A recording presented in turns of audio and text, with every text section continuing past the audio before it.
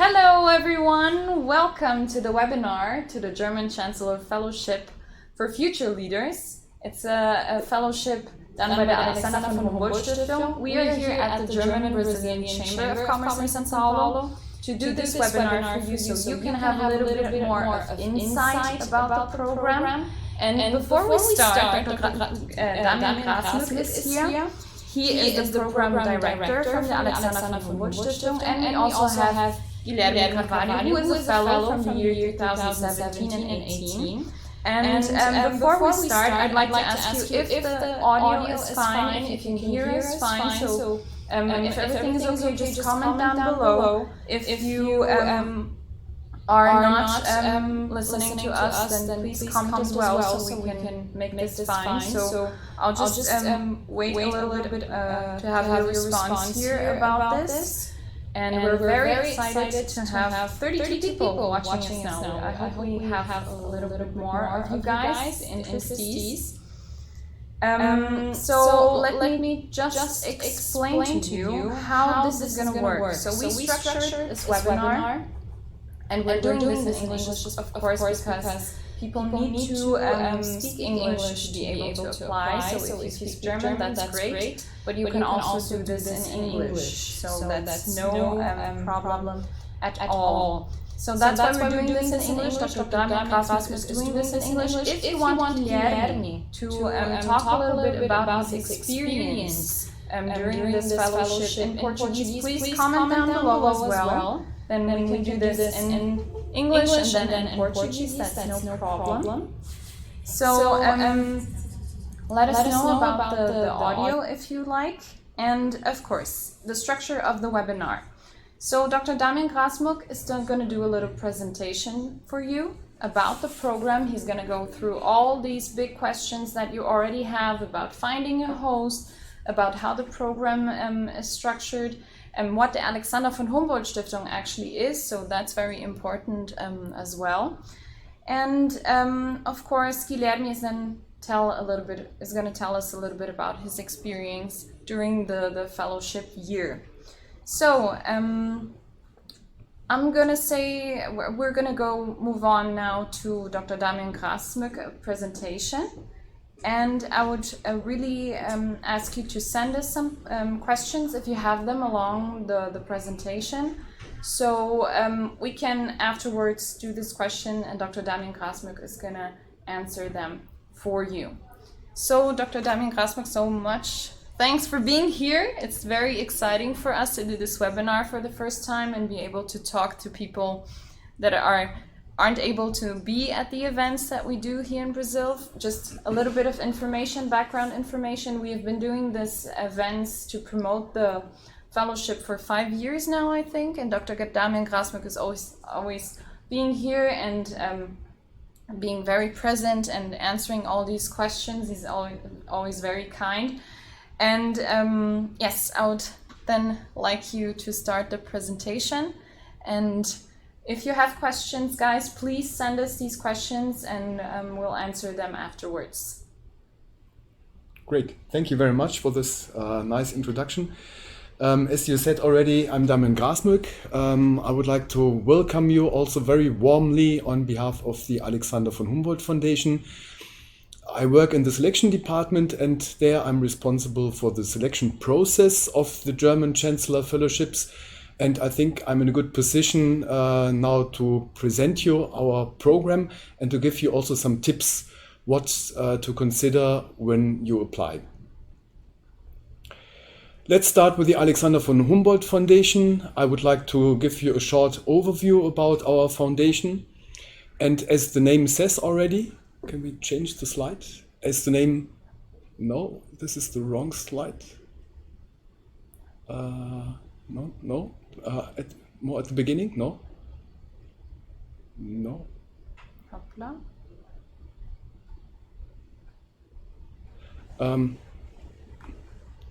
Maybe I'm sorry, the slides are not in the right order as they are supposed to be, obviously. Can you go at the beginning again?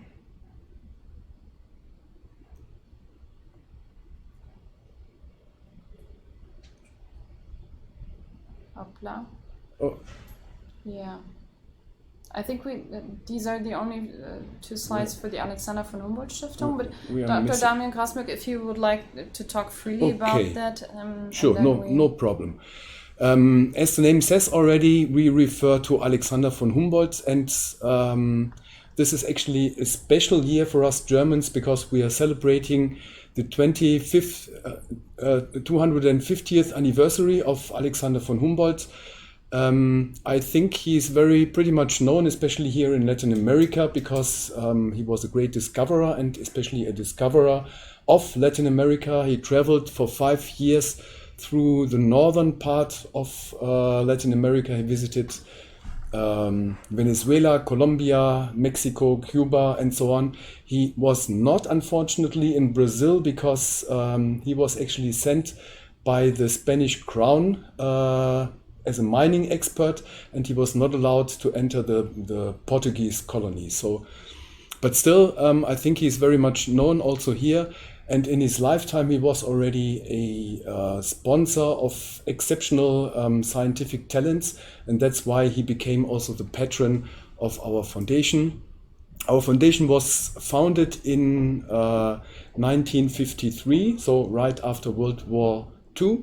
We are based in Bonn. Some of you might wonder why Bonn. Well, Bonn used to be the German capital.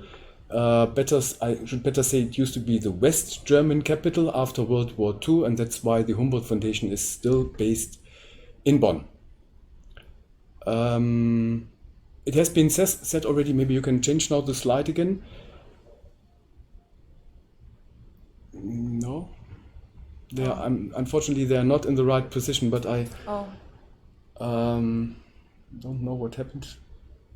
No, we're change sorry now. about that. No.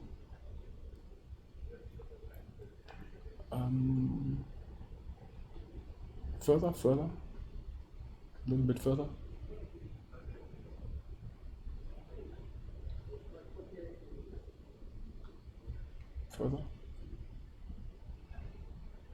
Further. Okay, this is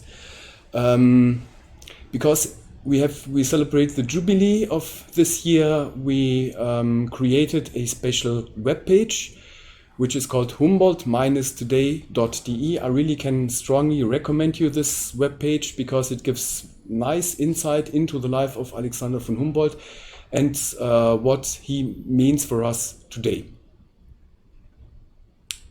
Next slide. Oh. No.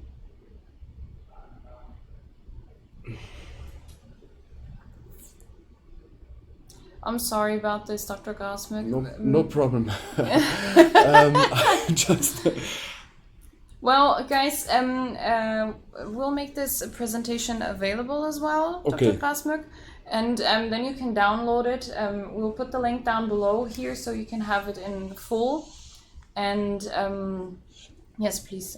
Maybe I would like to stop here with the foundation, and Okay. maybe now's the right time to ask also questions about our foundation, if there are some. Okay, well, we didn't get questions about the foundation, so I Okay. think we can move on to the program and Okay. to the fellowship.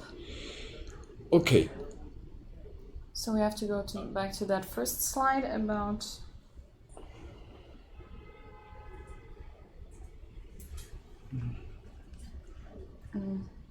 No further. One more. I think Further. this is the first slide, right? Okay.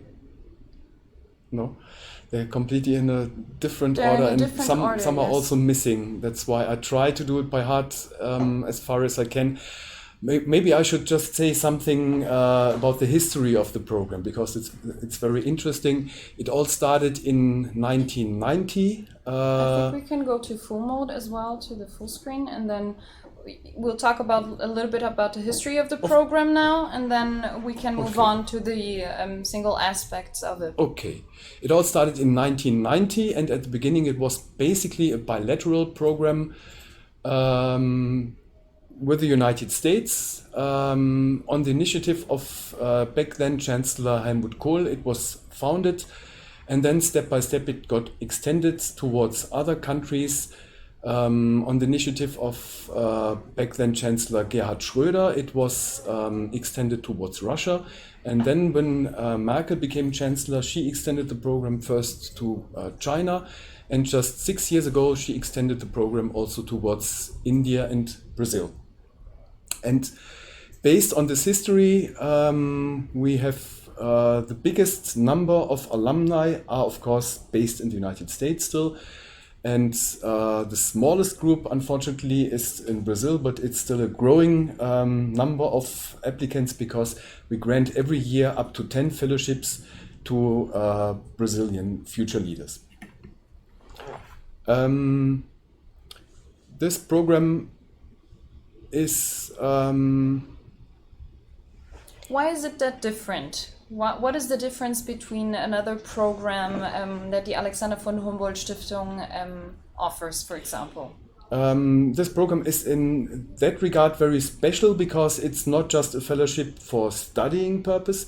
It's meant to be a fellowship to carry out a special project. And it's important that the project has to be developed by the candidate himself. Maybe I should also say something about the target group. We are pretty much open basically to two groups of people. First of all, we are open to young professionals, but at the same time we are also open to university graduates. What both of those two groups should have in common is an interest in international issues and international affairs, not only because with our fellowship program our fellows can come to Germany, but when they are in Germany they will get together and have a strong connection also to other fellows from other participating countries. The countries I mentioned just, from the United States, from Russia, from China, from India. And so this is a unique chance, I think, to have an international exchange while our fellows are in Germany. This program is very much broad and very much open towards very different discipline. So our fellows come usually from the area of politics, public administration, business, media, society and culture and so on. So this is a very broad orientation, as I said already, which is very nice because you meet so many prospective leaders from other countries and from very broad different fields. And the same is also true for university graduates. We are open to graduates from basically all disciplines. It doesn't matter if someone has studied political science, philosophy, or biology. It's important that they have leadership potential, of course. And depending on your career stage, we expect you to have, of course, different degrees of leadership experiences. Of course, someone who just graduated and does not have working experience so far, he or she can't have as much leadership experience as someone who has been working already, a young professional who has been working already for 5 or 6 years. And we consider this, of course, during the selection process, which is really an individual selection process. What are the main requirements for young people to apply? First of all, I should stress that we don't have an age limit.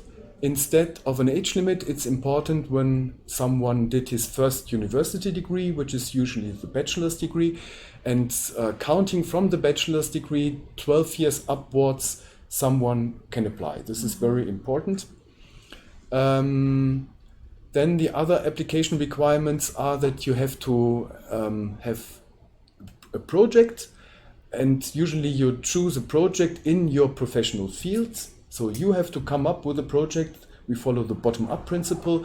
The foundation doesn't have any preferences for whatever discipline or whatever area. We are really open to each area, and the applicant should have an idea what to do.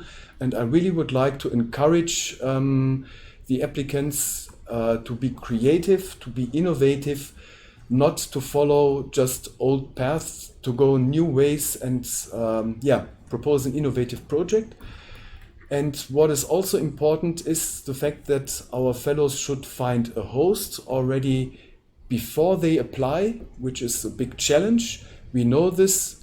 And maybe you can also say later how you managed to face this challenge, how you found a host. From the part of the Humboldt Foundation, I can say that we know that this is the biggest challenge in the application process to find a host in Germany, especially for those Brazilians who don't have already a strong connection towards Germany and don't have many contacts to Germany.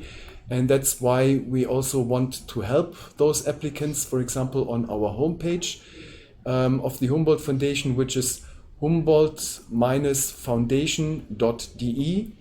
On our homepage, you will find a letter, and you can copy this letter and send this copied letter to potential hosts in order to contact them, because in this letter you find the basic information, what this program is about, what are the duties of a host, and so on. So this might be easier for our candidates to contact the hosts.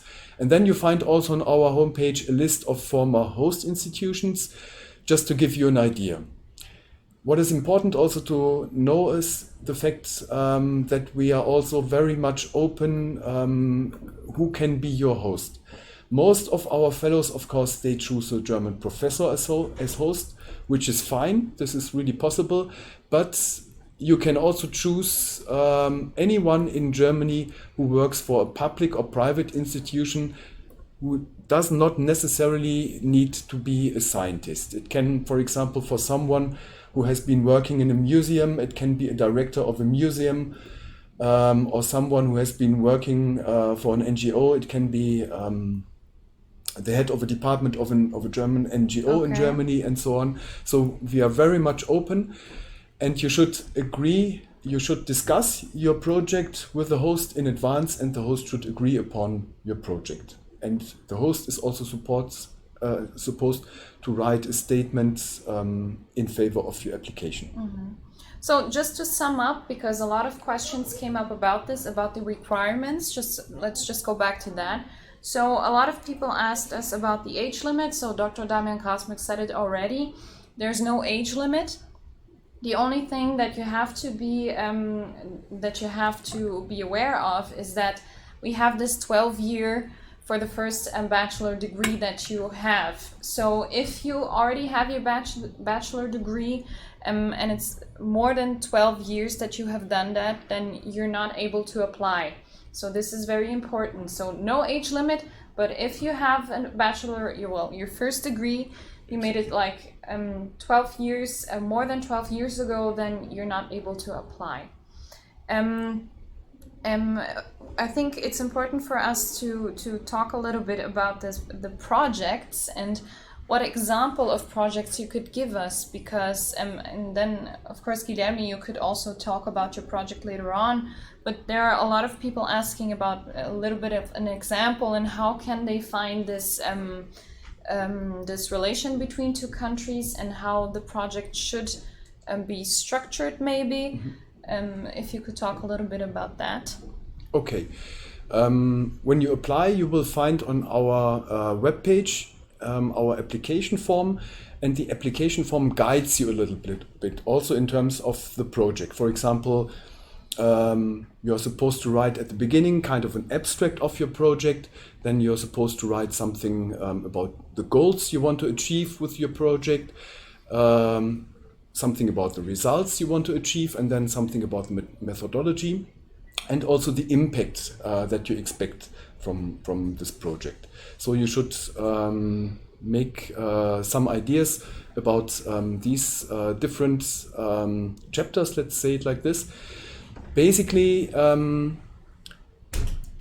would like to stress positively that we give a great deal of freedom to our fellows, actually, because, as I said already, we are very much open to a great big different range of topics also here. And I know, of course, if you have much freedom, it's also difficult to decide what projects you might do. I just could recommend you basically the projects should be preferably in the area that you have been working already, because otherwise you cannot be sure that you're an expert. And in an ideal world, I would describe it like this.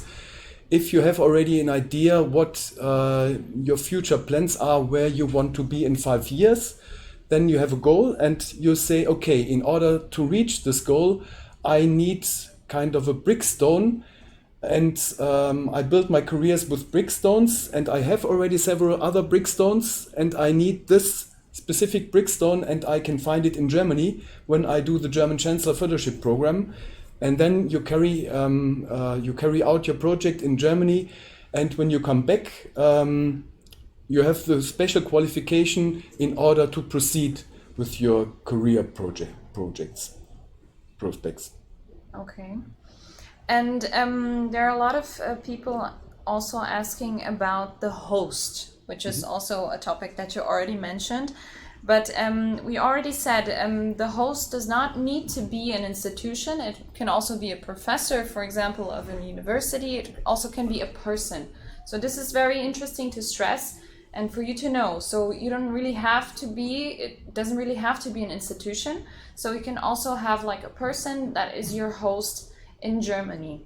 And what a lot of people are asking is how do they do this first step to towards a host? Like they have the project, they know what they wanna do, but how do they present that to a possible host, for example? As I said already, I would recommend you to download the letter that we have provided. And with this letter, you could email your potential hosts. This would be a possibility. But of course, we know it's difficult because if someone from Germany who doesn't know our applicants, maybe sometimes they even don't reply. We know this, but I think it's worth to keep on trying it. Maybe you get rejected 2 or 3 times, but then the third or the fourth times you will succeed. So it's my recommendation, or I would like to strongly encourage our applicants to really keep on trying. And if they have a convincing idea, I'm sure that sooner or later they also find a host. Mm-hmm. Well, we just had a question about that. Fabrizio asked if he doesn't have a confirmed host, if we can stay somewhere else. I think that's important for us to clarify. When we are talking about a host, we're not talking about a place to stay. Exactly. But we're talking about an institution who's going to be there with you during the year and who's going to be responsible or help you do this project. So when we're talking about hosts, we're not talking about places to stay, but about an institution or a person who's going to help you develop that project. So I think that's very important to stress as well. Exactly. And maybe at this point, Guilherme, you could help a little bit out the people that are asking. I'll ask you to tell a little bit about your project and how you thought about it. And then the process if you're finding a host, how was that for you and how you first really got a response, or Sure. if you didn't get responses and how it was. Sure. Good afternoon, everyone. So when I applied to the fellowship, I was working at the government of the state of São Paulo. I worked in the area of corruption and transparency, fight against corruption, prevention of corruption, and transparency. And I wanted to go further in that field. I had some experience. I had also written my master's dissertation in that area, so I wanted to go further. And so the first thing I did, I found out about the fellowship through a mailing list from the University of São Paulo where I studied. I got this email, said, well, this is a very interesting opportunity, is what I want to do next. I wanted to have further experience abroad. So what I did was I tried to map some institutions in Germany that aligned with what I did. I already knew one of them, which was my plan A, which was Transparency International. Transparency International is an organization that works as a civil society organization, an NGO that works with fight against corruption around the world. And they're based in Germany. I knew they were founded in Germany in 1993. So they were always my plan A because I thought it would be a very good experience, but I knew it wasn't a sure thing. So I mapped 5 or 6 other institutions that I thought, well, this could also be very interesting partners. I had an idea what I wanted to do, so I had studied corruption in state-owned enterprises, so enterprises owned by the government.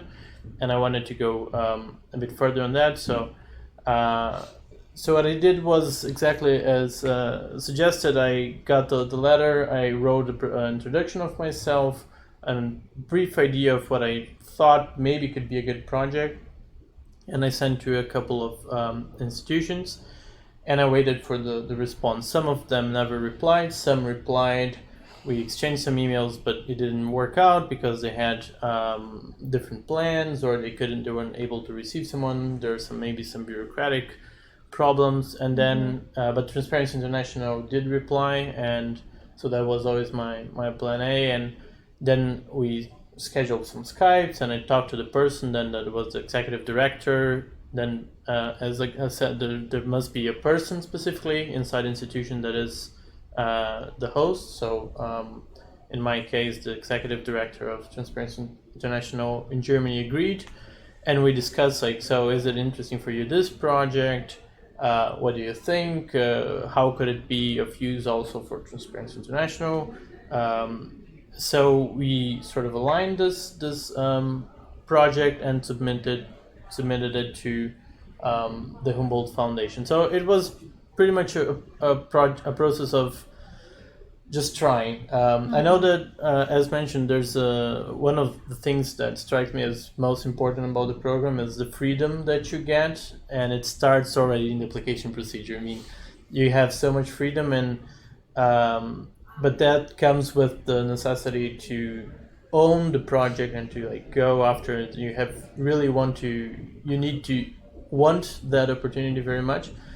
So it is a process of trying, maybe not getting it right, maybe you get an answer, or maybe yes, but if we change this and that, and each person has a different way to find it, so you don't have to do exactly as I did or someone else did. Some people already have connections in Germany, had worked with someone in Germany in a different project, or they maybe did an exchange program in Germany before, or I don't know. There are many possibilities, many different ways to find a host.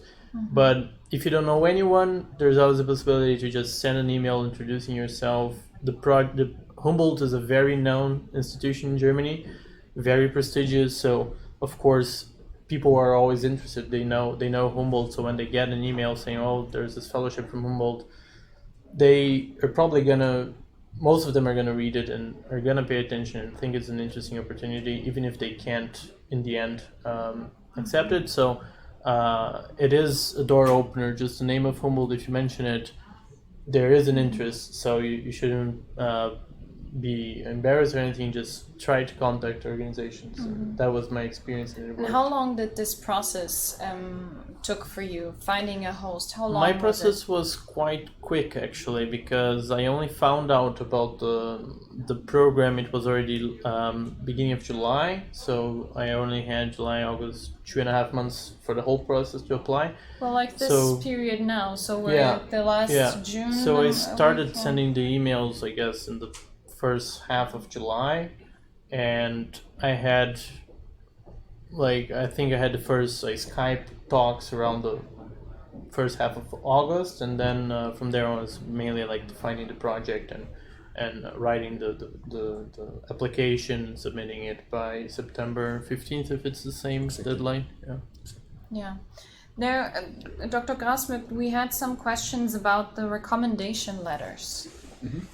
How should they be structured? If they should be from people that you have worked with, or your professor at the university, if it has to do something, well, of course, with the project that you're talking about and about the area that you want to study. If you could say a little bit about that as well. Sure. If you're looking for someone for a reference who should write a reference letter, of course, you should look for someone who knows you, because otherwise it wouldn't make sense. If you look for high prestigious people who don't know you actually, then they are not in a position to write very much about you. So I would recommend, for example, if you're a student, then you should ask your professor that you have been working with in the last period that he or she should write such a letter of recommendation. Or, for example, a strategy would also be if you have had a period abroad, and have been working, for example, as an intern abroad in another country, then you should ask also your supervisor there, because this would also show that you have already an international outlook, that you have a network also going beyond Brazil. Mm-hmm. And this application, also a lot of people are asking if they can send it in Portuguese. Unfortunately not, as you have said already at the beginning. If you want to apply for this program, you have to speak either German or English. As most of the Brazilians don't speak any German, so 95% of our applications that we receive are written in English. Yeah. Dr. Grasmück, do you want to talk a little bit about the financial side of this fellowship and how it works? I think that's very interesting for people to know as well. Of course. We pay approximately or up to 12,000 reais, which is in the German context, it's quite a good salary, let's call it like this. I don't know how high the living costs are here in Sao Paulo, but in Germany you can live very well with this money. And we also have additional money also for the host that supports you, because we think usually a host has also extra costs, for example, in providing workspace, office, and so on. So the host gets 500 euro every month from us. That is money that he should spend in favor of our fellows. Mm-hmm. And then, for example, if you bring your family with you, we also have an allowance for your family members. And what is also very nice, we have a special so-called Europe allowance.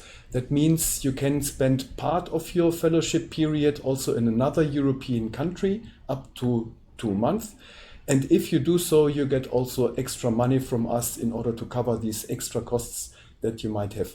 I should add, of course, that if you want to go to another European country, you can do so if it makes sense in the context of your project, of course. Okay. I'll just take a little bit of what you said right now, and there are some questions asking if after this year in Germany doing this fellowship, people have to return to Brazil or they can stay there. Do you have any examples of what already happened to other fellows? Or Guilherme, if you want to talk about your own experience as well, or maybe other fellows. And there are a lot of people asking this as well. Okay. It's a good question. Thank you for this. And I would say that the German Chancellor Fellowship is your ticket to Germany, but it's not a one-way ticket. It's a both-way ticket, at least in our, according to our strategy. We want high potentials to come to Germany, to make the experience in Germany, to gain international experiences, to gain specialist knowledge. And then we want them to go back to Brazil in order to build bridges, because this is also one of the final goals of this program, to build bridges with between Germany and the participating countries. And that's why most of our fellows, they actually go back to Brazil. Some of they stay for some more months longer in Germany. Obviously, Germany is a very attractive country, so we are also happy that they stay there. But most of our fellows go back. What I would like to add here, because I know that the Brazilian funding organization CAPES, they actually also expect their fellows to come back to Germany, to come back to Brazil. And if they don't do so, the fellows have to pay the money back to CAPES. And I would like to stress, we are not that strict as CAPES, so you don't have to worry that you don't have to pay the money back. But the idea is actually also that you go back to Brazil. Okay. And Guilherme, let's stay on that topic.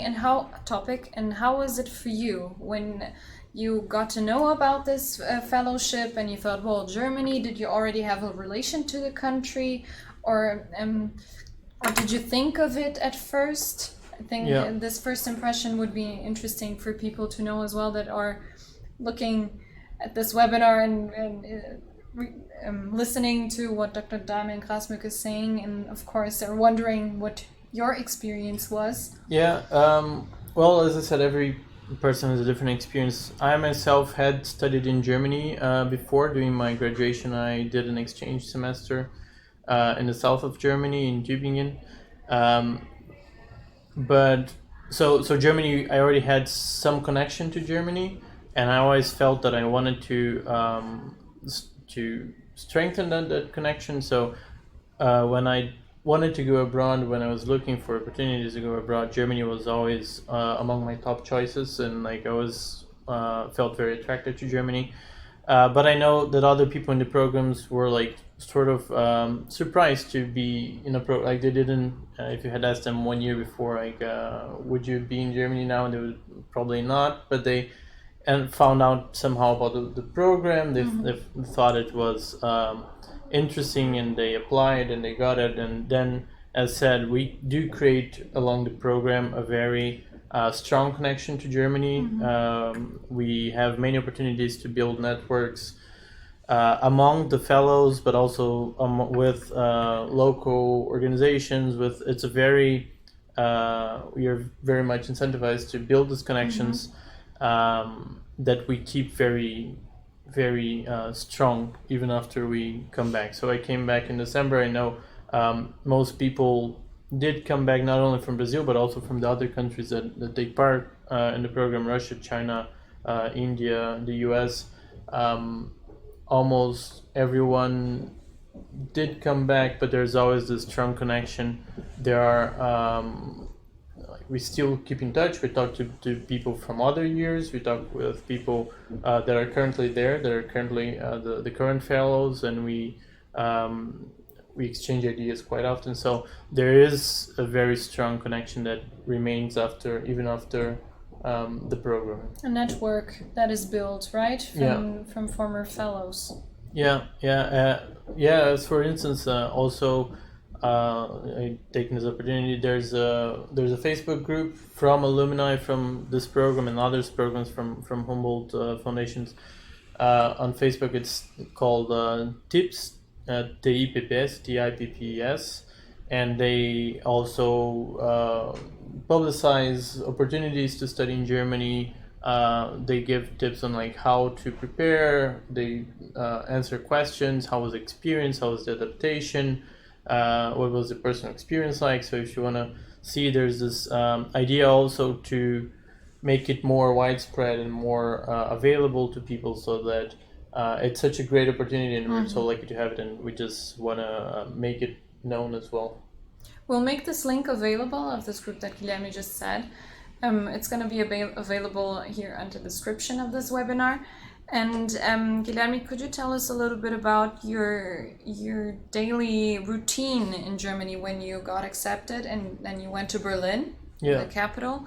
And how was it daily? How did you work on your project with Transparency International? Sure. So I stayed in Berlin. Each person stays where the host is, so it's can be in many cities across Germany. I was in Berlin because Transparency International was based there. They have a small office in the center, so I would go. The office was too small for me to work every day there, so they also made sure I had a co-working space close to it. So I would sometimes be in the office and sometimes be in this co-working place, but I would meet regularly with Transparency. I had basically I would do research on my topic. My topic was, as I said, corruption and state-owned enterprises, and my idea was not only to work with Transparency but to visit the enterprises. So we selected enterprises in Germany. There are not so many federal state-owned enterprises. They're mostly local in the municipalities. So we chose some from different parts of Germany, and throughout the year I got to also travel a bit and visit these institutions and interview people from these different organizations. So it was also a good opportunity to get in touch with different sides of Germany.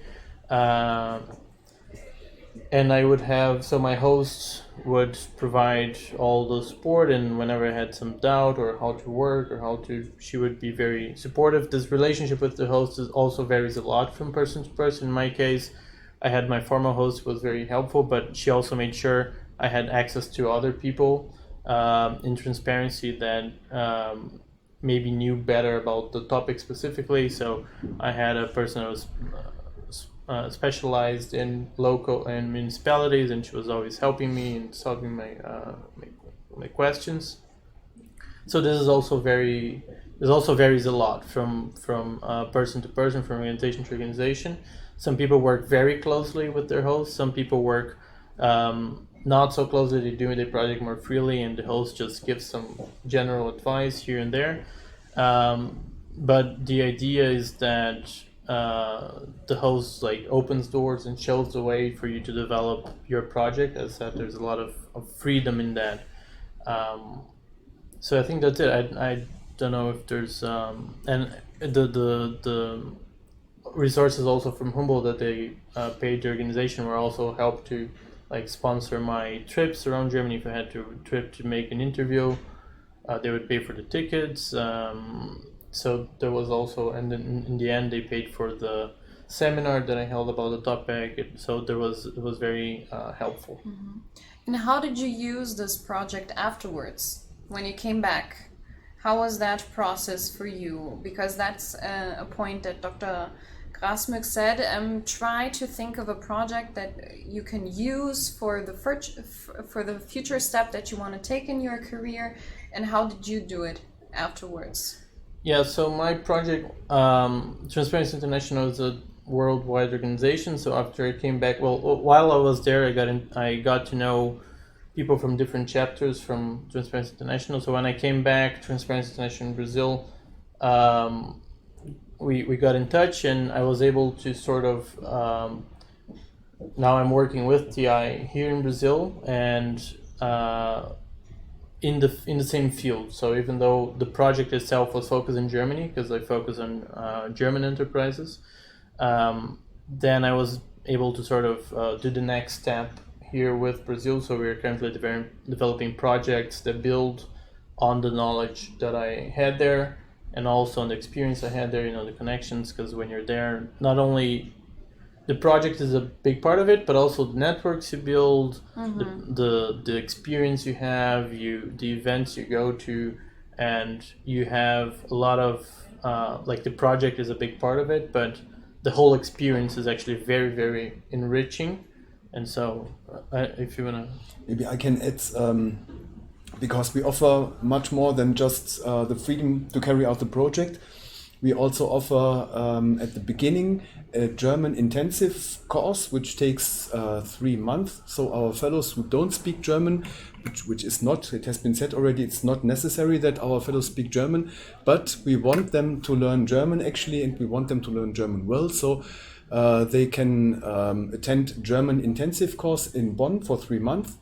And then when the fellowship starts, there will be an introductory seminar. And that means that, which takes place always in October, and that means our fellows visit many institutions of Germany, and they get a very comprehensive picture of modern day Germany, visiting, for example, the Bundestag. I think you traveled also to Brussels to visit the European Commission, mm-hmm. and so on. So that's also very nice. Then we have a so-called study tour, which is kind of a touristic program, let's say it like this. That means you travel with a bus through Germany from west to east, from north to south, and you probably get to see more from Germany than most Germans have gotten to see from their own country. And then there's also the highlight of our fellowship is actually the annual meeting, which takes place always in the summer in Berlin, and that means our fellows will be invited also in the garden of Schloss Bellevue, which is the seat of our federal president, and the federal president receives then our fellows together with the other research fellows of the Humboldt Foundation. And then there's also the final meeting, which also takes place in Berlin. And during the final meeting, you also have a meeting in the Chancellery with Chancellor Merkel, because She is the patron of our program, and she is very much committed to the program also. She does not only take the time to take a picture with our fellows, but she informs also specifically about some of our projects of the fellows, and she even asks questions, I was told, to those fellows. So she's very much committed to this fellowship program. And concerning to what I have just said, you can see already how high the reputation of our fellowship program is actually. And I would at this point like to go back to the selection process, because a lot of people are still asking questions about this. So, Dr. Grasmück, I would like you to tell a little bit more about how this process works. So after people subscribe to this and have their applications done in English or in German, and not in Portuguese, people, we already told you that. So in German or in English, you subscribe on the website of the Alexander von Humboldt Foundation. And what happens after that? After that, first of all, I would like to stress that the application deadline is every year at September 15th. So also this year, September 15th is the day for you to send online your application. And then we screen the application at the beginning, and we look, for example, that all the applications fulfill the formal requirements, if they're eligible and so on. And then there's a first round of assessment based on the written document. We have a selection committee that consists of 5 people. For example, also your head is Thomas Timm, is also a member of the selection committee. And the selection committee assesses these applications then, and they choose the 15 most promising applicants from Brazil who get invited then to the selection meeting, which takes place always in April in Germany. And the selection meeting is actually kind of an assessment center. That means our fellows will have an individual interview with the selection committee, and then there will also be a group task. So they 5 of our fellows, of our candidates, will discuss on a specific topic, and they have to find a solution for a specific topic during this group task. And then out of these 15 most promising candidates, the selection committee will choose at the end 10. Okay. And there are a lot of questions about the criteria for the selection of these projects. Well, we already talked about this. We're talking about a lot of different themes, a lot of different hosts, and I can only say, maybe Dr. Grasmück, that the process of and the criteria to that is really like looking at the whole structure of this project and how it makes sense. Do you want to talk a little bit about that as well? Yes, that's a good question. Thank you for this. Of course, it's important what kind of project you have. This will be assessed, but we have one guiding principle of the Humboldt Foundation. That means we fund people, not project. That means basically we do not only look at the project when we assess your applications, we also look at what you have done so far in your life. And this is a program also for prospective leaders. So we primarily look also at your leadership potential, at the first leadership experiences you have done. And I would like to stress here also that we have a very broad definition of leadership. So a leader, a future leader in our definition does not only need to be someone who is guiding a team of staff. Our definition is much broader. For example, also a journalist who's a multiplier. He's in our definition for sure a leader. Leaders in our definition are thought leaders in their fields. So it's a very broad definition that we have. And we look very much, as I said, at what someone has done in his or her life so far. So in this, I can only imagine that in this presentation letter that the person has to write as well, that in there you can read out like the potential of leadership. So if you're writing your letters, think about how you can show the potential of leadership that you have, not just thinking about the teams that you have led so far, like Dr. Grasmück said, but also about what you want to achieve and what are your goals in life. So really put that into, and think about that when you put that into writing in your letters. What did you think about, Guilherme, when you were writing your letter? How did you do this process and said, okay, I think this makes sense to write and this does not make sense? How was that for you? It's hard because it's a very, I think it's a very personal moment in the sense that you have to really have an idea of what you're looking for, what are your goals, what is your, what has been your pathway so far, what have you done. And so what I tried to do was try to be as clear as possible about my objectives, my goals, and I think for me it was actually quite easy because I knew I was very confident about that this was the next step for me. So I had this very even emotional. As soon as I saw the application, I knew that this was the opportunity that I wanted. So I felt like this very strong connection. So it was actually personally was quite easy to sort of put in the paper like why I thought this was the next step for me. And I think it also comes across when someone reads the application that they can see that this is someone who knows that that they feel this is the right way and not that they're not applying as a side, like I don't know if maybe they have other goals but they're just applying as a different idea with a different idea in mind. But as I said, it's very personal, and really each person has a different strategy, a different way to express themselves, a different project, a different pathway. So I think it's just being a bit true to yourself and trying to show why that is a fit to your objectives. And some people are also asking you, what was the most valuable thing that you took out of that fellowship?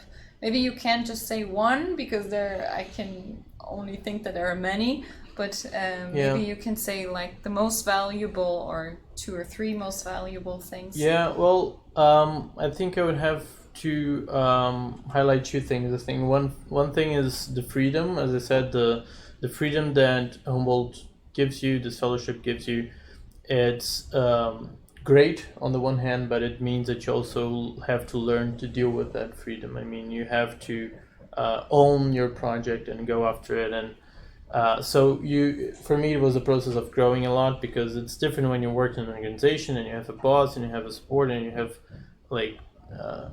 and when you're there doing your project, if you don't do it, no one else is going to do it for you, and you have to really go after what you want, and it doesn't work sometimes, you go in a different direction. So it is a very interesting experience. And then second of all, the connections, like for definitely the network you build. As said, Humboldt is very strong about this idea of funding people and not projects. So there are plenty of opportunities to connect, first of all, with other fellows. So we did create a strong connection with people from all over the world.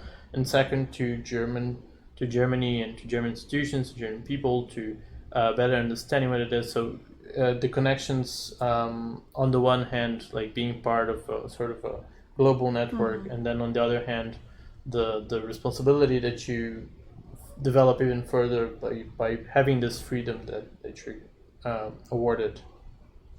Okay.